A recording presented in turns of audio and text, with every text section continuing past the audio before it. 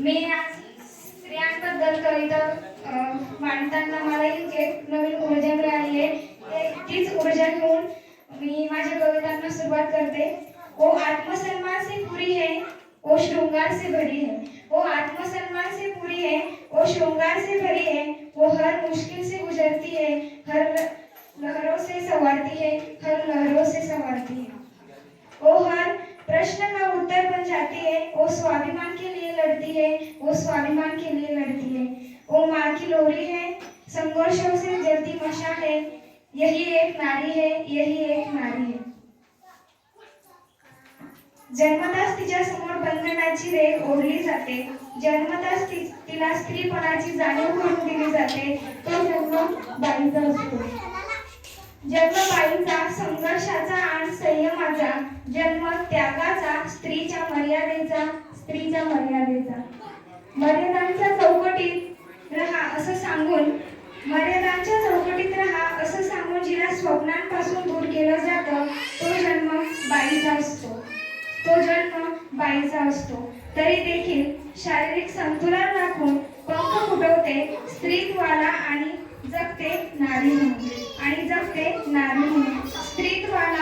स्त्रीत्वाचा तिचा अभिमान असतो. स्त्रीत्वाचा तिला अभिमान असतो. प्रत्येक स्त्रीच्या नजरेत स्वाभिमान तळवतो. प्रत्येक स्त्रीच्या नजरेत स्वाभिमान तळवतो. खडतर प्रवास करून कर्तृत्व सिद्ध करते. स्त्री ही यातनेच्या आगीत पोहून सुद्धा चमकत असते. स्त्री ही यातनेच्या आगीत पोहून सुद्धा चमकत असते.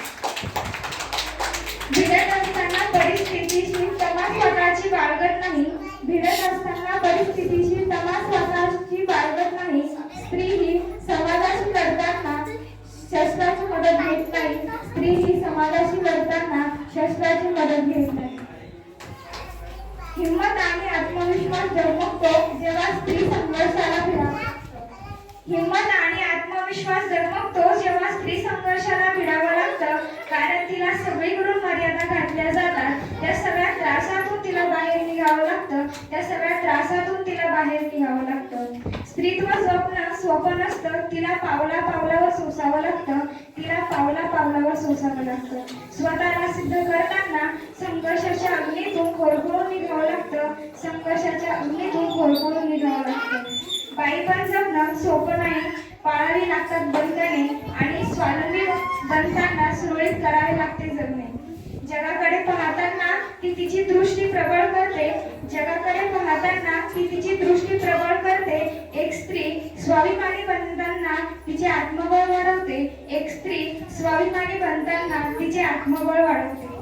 स्त्री पूर्णत्वाची आत्मा आहे. तिच्यात ममतेचा विसावा आहे. स्त्री संघर्षाची ढाल आहे. तिच्यात सामर्थ्याचा काजवा आहे. तिच्यात सामर्थ्याचा काजवा आहे. मला स्वाभिमान आहे स्त्रीत्व जपण्याचा. मला गर्व आहे स्त्रीत्व जपण्याचा.